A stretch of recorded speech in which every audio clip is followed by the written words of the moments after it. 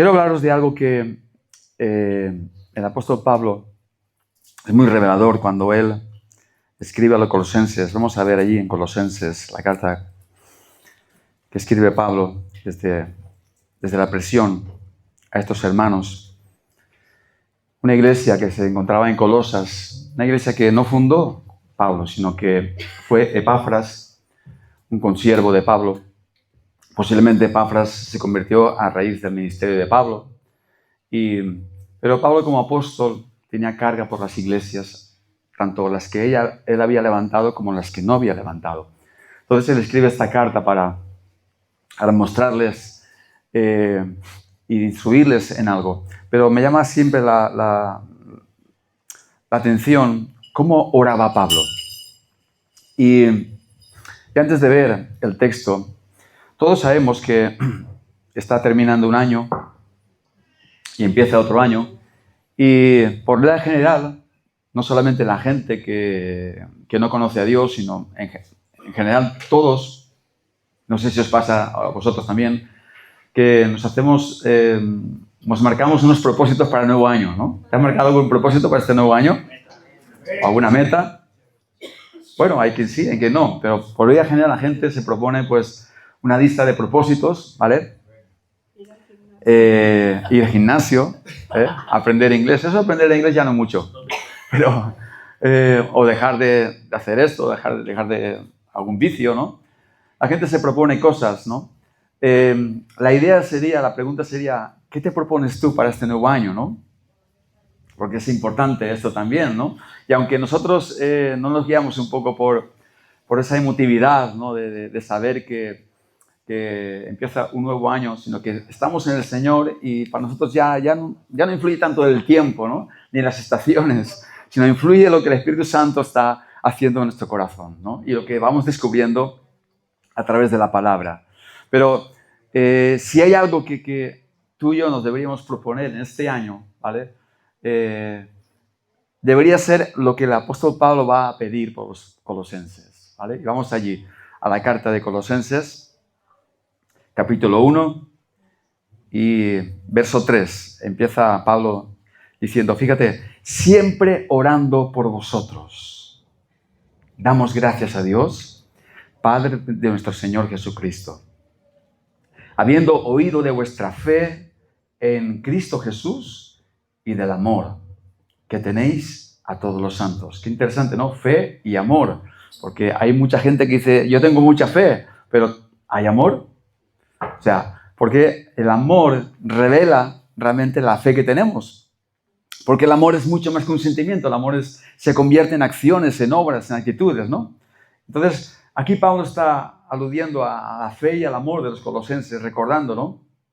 Diciendo, a causa de la esperanza que os está guardada en los cielos, de la cual ya habéis oído por la palabra verdadera del Evangelio, que ha llegado hasta vosotros, así como a todo el mundo, y lleva fruto y crece también en vosotros, desde el día que oísteis y conocisteis la gracia de Dios en verdad. ¿Cuántos han conocido la gracia de Dios en verdad?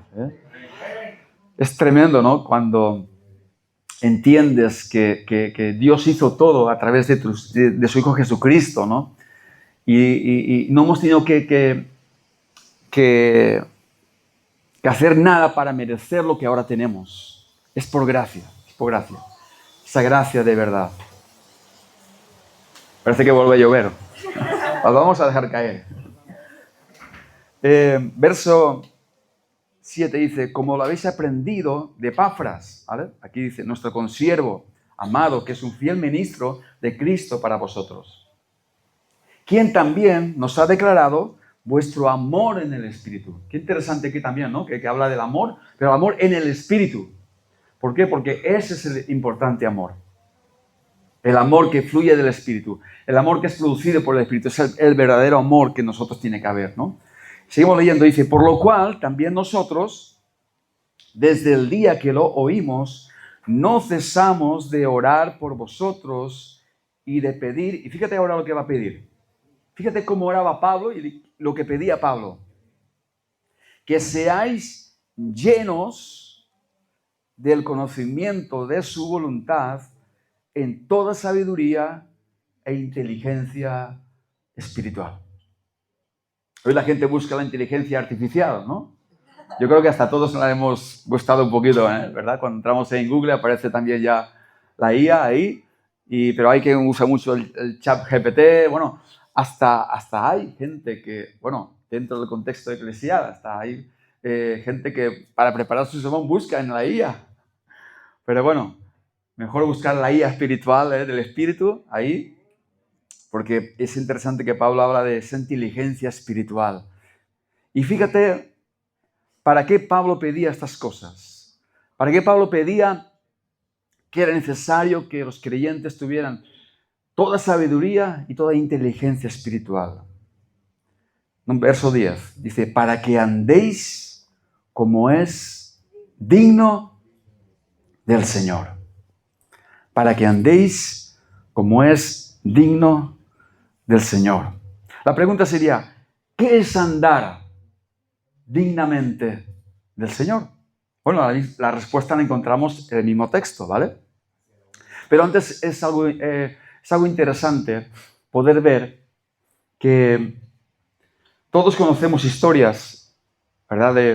De personas, de gente famosa, de reyes, de políticos. Y es triste, ¿verdad?, cuando estos hombres que están en un lugar de autoridad, un lugar de posición, privilegiados, es triste ver que sus vidas no van en acorde a la posición en que están. ¿Me explico? ¿Sí? ¿Verdad que es triste? ¿Por qué? Porque dependiendo de la posición donde uno está, su vida debería ser diferente, por decirlo así, mucho más que la de los demás. O sea, el hecho de que yo esté en una posición, por ejemplo, si yo fuera, pues, hijo de un gran, no sé, de un gran rey, ¿no? Fuera un príncipe, pues claro, mi posición como príncipe me debería dar una conciencia de quién soy y cómo me debo de comportar. La pregunta es, ¿en qué posición nos ha puesto Dios? Nos ha puesto en una posición de hijos de Dios, cuando no merecíamos. Entonces, lo que ahora somos debe determinar cómo vamos a andar. ¿Me explico? Entonces, es importante eso, que realmente tiene que haber una coherencia con lo que somos y cómo vivimos. Porque no somos cualquier cosa. Somos hijos de Dios. Y esta es la dicha más grande que el ser humano pueda tener, ser llamados hijos de Dios. Y fíjate qué interesante, ¿no? La palabra digno tiene la idea de concordar. O sea, la palabra digno tiene esa idea de que va en acorde a lo que uno hace, a lo que uno habla, a cómo uno se mueve y actúa, ¿no? Entonces, si queremos andar en este nuevo año y desde ya dignamente del Señor, porque sabemos que Él es digno, ¿no? Como hemos cantado, Él es digno, entonces tenemos que andar en acorde a su dignidad. Y aquí ya vamos a ver, en la misma palabra, vamos a ver 5 cosas que van a revelar que realmente queremos y andamos en la dignidad que Él se merece. Fíjate, Pablo está orando y está pidiendo esto al Señor por los colosenses. Dice, estamos en el verso 10, para que andéis como es digno del Señor, fíjate ahora que dice, agradándole en todo. Esa sería una primer señal de aquel que quiere andar dignamente del Señor. Tiene un deseo, tiene una pasión, agradarle en todo. Fíjate que no dice agradarle en cualquier cosa o en cualquier momento, no, agradarle en todo. Ahora, Dios nos ha puesto en esa posición de hijos y nos ha dado su Espíritu Santo. Y a causa de que tenemos el Espíritu Santo, tú y yo tenemos un deseo de agradar a Dios. Porque yo no sé tú, pero yo antes, lo que más me gustaba, ¿sabes qué era? Agradarme a mí mismo. Yo llenaba mi boca diciendo, yo hago lo que me da la gana. No sé si tú también te pasaba eso. Pero ahora que conozco a Jesús, ahora que Él me ha hecho su hijo, mi boca se debe de llenar de decirle, Señor, yo quiero hacer lo que a ti te agrada. Yo quiero hacer tu voluntad. Porque una señal de que yo quiero andar dignamente del Señor empieza con ese deseo de querer agradar a Dios en todo. Y agradar a Dios en todo comienza desde que yo me levanto en mi hogar. ¿Cómo trato a mi esposa? ¿Cómo trato a mis hijos? Salgo de casa, voy al trabajo, ¿cómo voy a hacer mi trabajo? ¿Cómo trato a mis compañeros de trabajo? Salgo, voy a comprar, ¿cómo me comporto? Yo quiero agradar a Dios en todo, allí donde esté, con quien esté, no importa, yo quiero agradar a Dios en todo. Es una señal, primero, de que realmente quiero andar como Él es digno. Amén. Fíjate, agradándole en todo. Número 2, llevando fruto en toda buena obra. El deseo de agradar a Dios me va a llevar a conectarme más con Él, porque yo sé que cuando me conecto más con Él, es entonces cuando voy a poder llevar fruto. Todos sabéis las palabras de Jesús en Juan 15, cuando habla, yo soy la vid, vosotros los pámpanos, separados de mí, nada podéis hacer. Si yo quiero llevar fruto, yo tengo que estar conectado a la vid.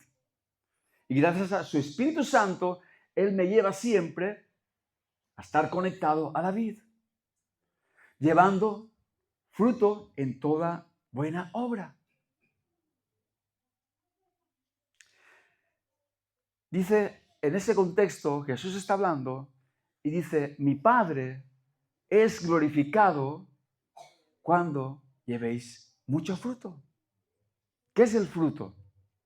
El fruto es lo que el Espíritu Santo opera en tu interior, en mi interior, el amor, la pasión, el celo por Dios y por los demás. Es el fruto del amor que con él está la fe, la paciencia, el dominio propio, la mansedumbre, la humildad y así. Llevando fruto en toda buena obra. Porque, hermanos, mucha gente hace buenas obras. Tiene buenas intenciones de hacer bien a los demás. Pero aquí es mucho más que hacer bien, es mucho más que hacer buenas obras. Y llevar un fruto que glorifica al Padre. Porque podemos hacer buenas cosas y pensar, qué bueno soy. O pensar, es que no hay nadie como yo. No. Cuando llevamos un fruto que obra las buenas obras de Dios, sabemos que ese fruto glorifica al Padre porque sabemos que es por causa de Él que podemos llevar un fruto como Él se merece. Dice, agradándole en todo, llevando fruto en toda buena obra. Y dice más, tercero sería, creciendo.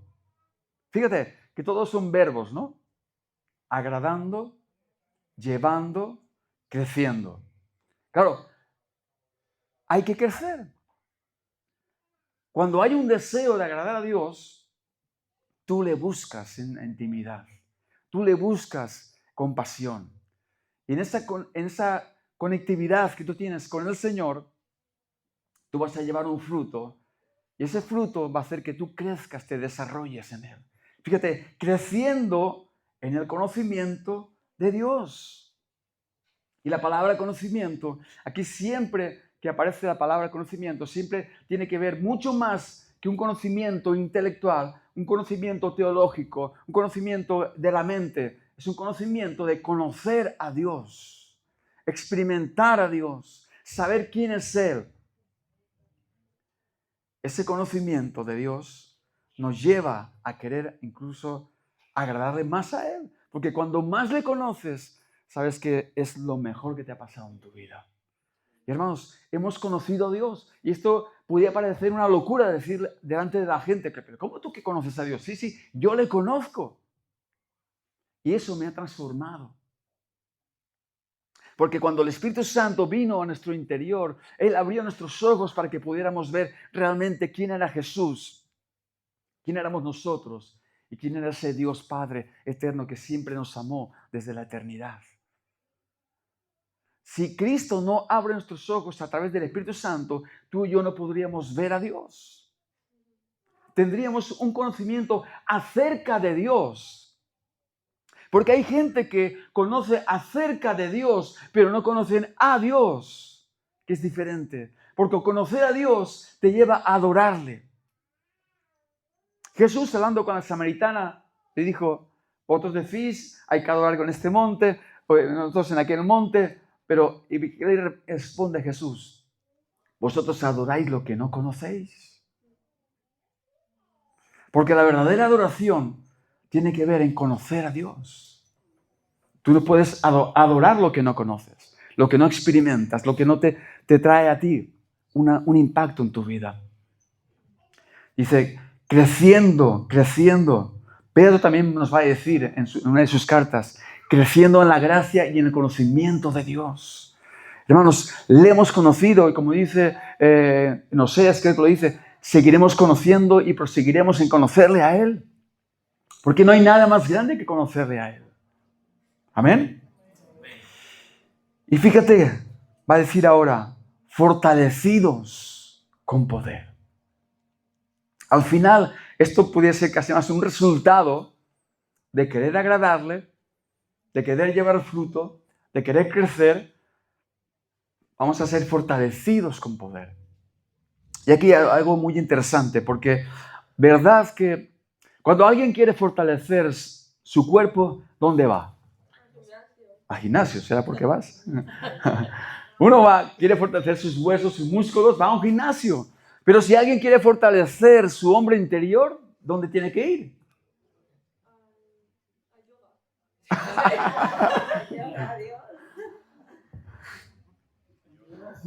¿Seguro? Fíjate, y ahora que he dicho esto del yoga, los que practican el yoga, muchos de ellos no lo saben porque están iniciándose y son pocos los que llegan a entrar muy metido en el yoga, pero realmente el yoga es unión. Unión con un ente que se llama el tercer ojo, le dicen ahí el tercer ojo, ¿vale? Que es un espíritu diabólico, obviamente. Entonces, el yoga les conecta con lo espiritual. No sé si sabías esto, pero es así. Por eso no hay que practicar el yoga. Porque ellos dejan la mente en blanco para que el espíritu allí entre. Pero nosotros sabemos cuál es nuestro yoga, nuestra unión es con Cristo. Amén. Entonces, fortalecidos con poder. Y es interesante que diga, con poder. ¿Por qué? Porque el poder viene del Espíritu Santo. No sé si, y seguro habrás cantado, muchas veces hemos cantado, llénanos, llénanos, lléname, Señor, lléname. La pregunta es, ¿para qué quieres ser lleno? Porque si no es para andar dignamente del Señor, fortalecido con poder del Señor, no tiene sentido ser lleno. Y es interesante lo que ahí nos habla también en Efesios 3:16. Hay un texto muy interesante que ya lo compartí tiempo atrás también aquí. 3:16 dice, para que os dé conforme a las riquezas de su gloria el ser fortalecido con poder en el hombre interior por su espíritu. O los hombres y las mujeres fortalecen su hombre exterior yendo al gimnasio. Vuelvo a preguntar, ¿dónde hay que ir para fortalecer el hombre interior? ¿Cómo? A Cristo. En Cristo ya estamos. ¿Dónde hay que ir? No, en la iglesia ya estamos. A la presencia de Dios.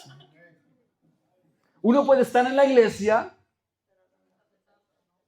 entra por ahí, sale por allá y sale igual de débil. Uno puede estar en Cristo, estar apagado, frío, endurecido. ¿Me explico? Pero uno está en la presencia de Dios y sale fortalecido. ¿Por qué? Porque allí está. La presencia no es un sentimiento, aunque a veces se puede sentir.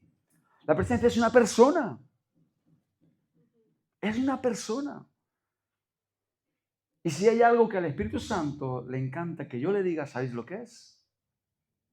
Perdóname por no ser tan consciente de tu persona en mi vida. Porque aunque sé que estás cada día, 24 horas al día, 7 días a la semana, yo muchas veces no soy consciente de que tú estás conmigo. Y cuando voy a orar, muchas veces voy a buscar algo para mí, pero no voy a estar delante de ti y derramando mi alma allí. Buscando agradarte, buscando llevar fruto, buscando crecer en ti, buscando conocerte. Porque muchas veces buscamos a Dios para nuestro propio beneficio.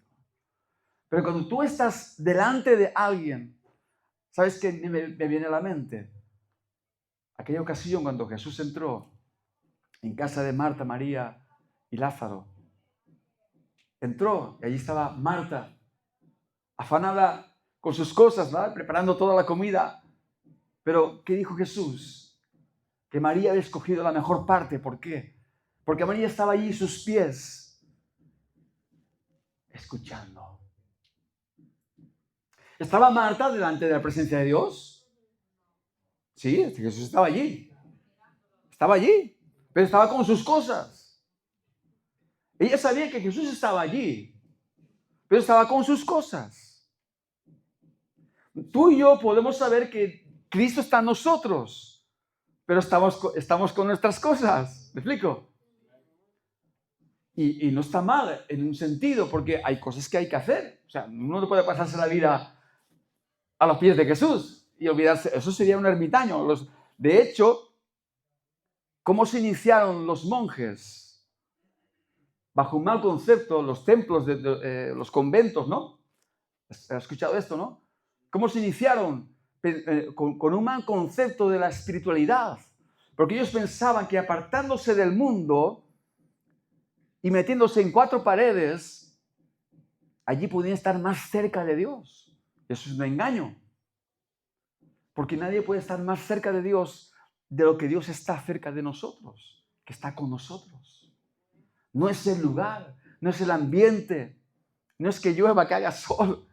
Es que yo tome conciencia de que el que está ahora dentro de mí es Cristo, es el Espíritu Santo. Entonces la presencia es la persona de Dios. Y cuando yo me acerco a orar en mi intimidad, en mi secreto, yo tengo que ser consciente de que voy a presentarme delante de alguien que es el más importante del mundo, que es el más digno de todos, que es Dios. Y tengo que ir inclinándome a Él, inclinando mi corazón. Aunque puedo buscar mis cosas, puedo pedirle, Él agrada que le pida. Pero deberíamos ir más, muchas veces, para inclinarnos y entregarnos y rendirnos, porque ahí salimos fortalecidos. Y hermanos, estamos en tiempos que es necesario que vivamos en fortaleza. Cristianos fortalecidos es iglesia fuerte. Familias fuertes es iglesia fuerte. Y interesante que diga, fortalecidos con todo poder, y fíjate, conforme a la potencia de su gloria, con un propósito, para toda paciencia y longanimidad. ¿Y qué es estas palabras? Esto nos habla de perseverar y de saber esperar en el Señor. Longa, long es de largo, y animidad, de ánimo. Muchas veces nuestro ánimo decae por circunstancias que vivimos.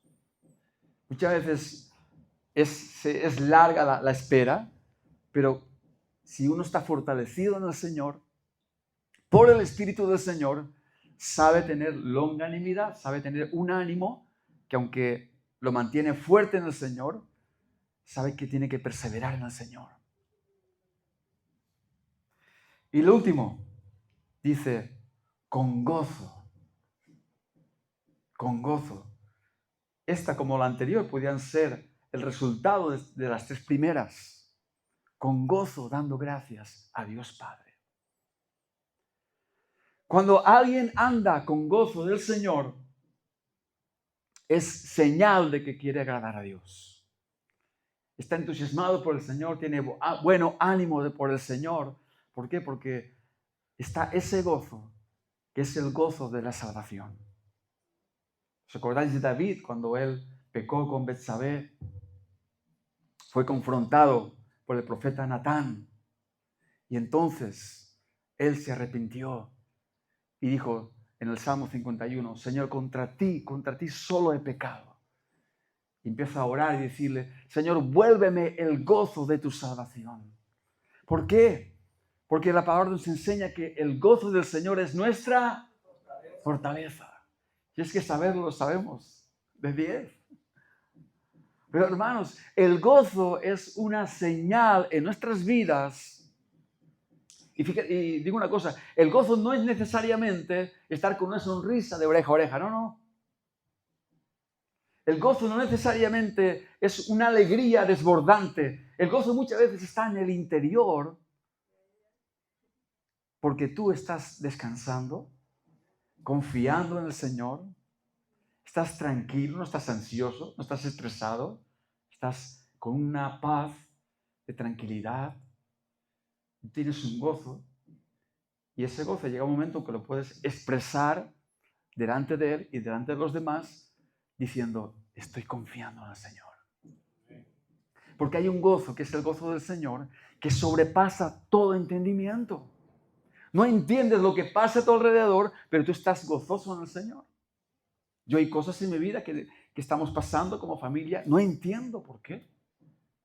Pero si yo me paro solamente a preguntar al Señor, ¿y por qué? ¿Y para qué? Y esto, pierdo el gozo. Pero si yo, en medio de la prueba, de la dificultad, confío en el Señor, el gozo está ahí. Y ese gozo me mantiene en la fortaleza del Señor.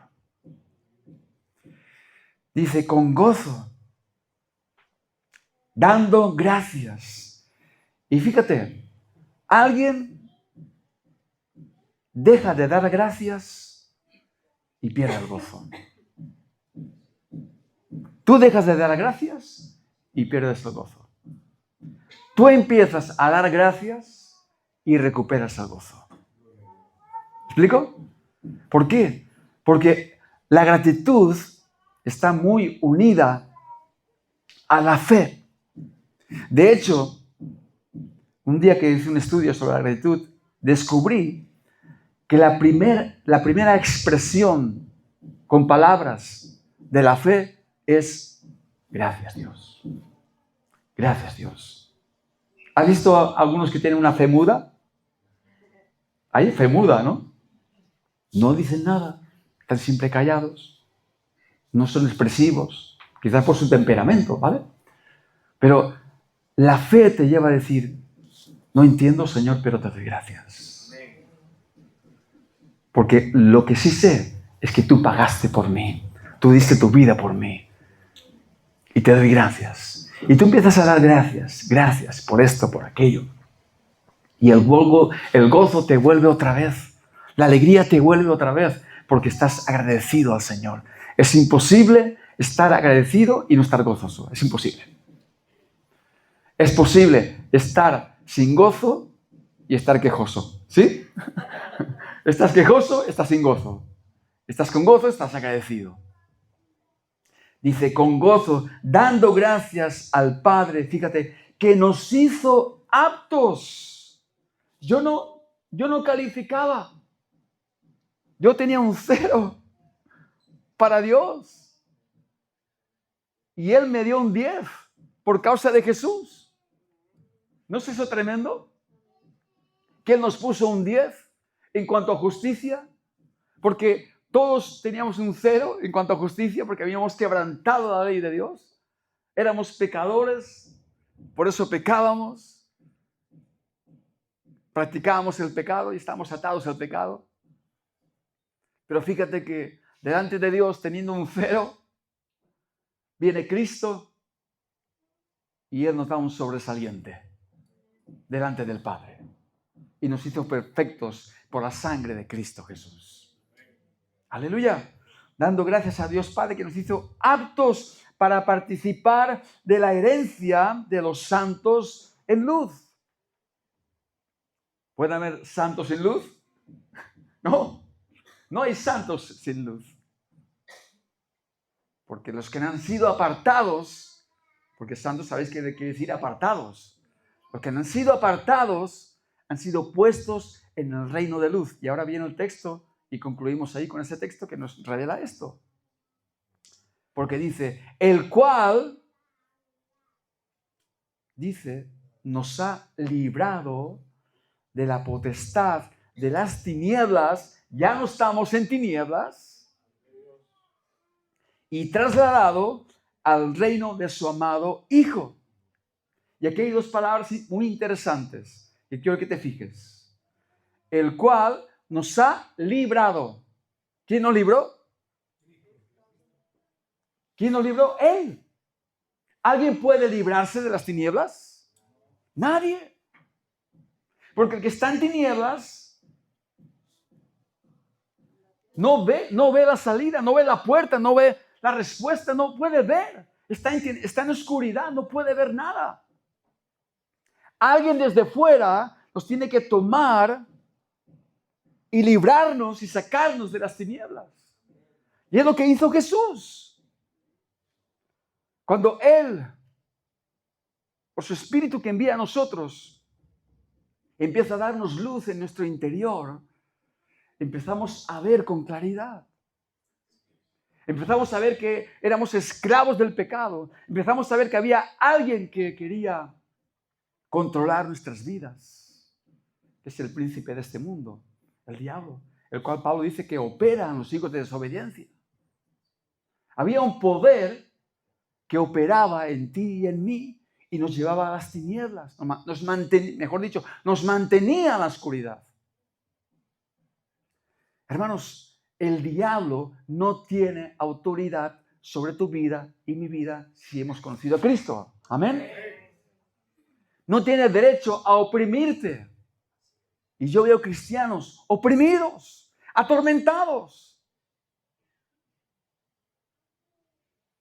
Pero cuando tú sabes quién está contigo, que es mayor que el que está en el mundo, entonces tú deseas andar dignamente del Señor, porque al diablo le encanta que tú y yo no andemos dignamente del Señor. Porque entonces Él vuelve a operar en nuestras vidas, trayendo oscuridad, trayendo opresión, trayendo tormento en la mente, en el interior. Pero aquí, esto es muy revelador. El cual nos ha librado de la potestad de las tinieblas. Por eso podemos agradarle, podemos llevar fruto, podemos crecer, podemos fortalecernos, podemos tener gozo. Dice, y nos trasladó al reino de su amado Hijo. ¿Quién nos trasladó? ¿Tú? ¿Yo? No, Cristo. Nadie puede entrar al reino de su amado Hijo Jesús. Uno puede entrar a la iglesia. Aquí. Uno puede ir, no sé, a Jerusalén, visitar la tumba vacía, pensar que estaba más cerca de Dios. Uno puede hacer 1000 cosas religiosas, intentar hacer esto, aquello, buenas obras, sacrificios, pero nadie puede entrar en el reino de Dios si Él no nos pone allí. Jesús, ¿qué le dijo a Nicodemo? Hay que nacer de nuevo. Fíjate que primero dijo, nadie puede ver el reino de Dios. Pero luego dijo, nadie puede entrar en el reino de Dios si no nace de nuevo. Y esto es maravilloso. ¿Por qué? Porque al final, hermanos, no tenemos excusa para no andar dignamente del Señor. porque ya no depende de nosotros, en un sentido, ya no depende de nosotros, por nuestro esfuerzo, por nuestra capacidad intelectual, por nuestra mente brillante que dice que alguien pueda creer que tiene, o los dones, talentos, nada. Ahora, Dios nos ha dado libertad. Tenemos el Espíritu Santo. Ahora yo sí puedo conectarme con Él, abrir mi corazón cada vez más a Él y decirle, Señor, Espíritu Santo, obra en mi interior. Hay una palabra que os he dicho antes que le encanta al Espíritu Santo que le digamos. Y es perdóname. Pero hay 3 palabras más que también le encantan al Espíritu Santo. ¿Sabes cuál es? Guíame. Guíame. Gracias. Y enséñame. Cuando estamos conectados en el reino de Dios con el Espíritu Santo, vamos a poder andar dignamente del Señor. Él se merece que andemos dignamente. Amén.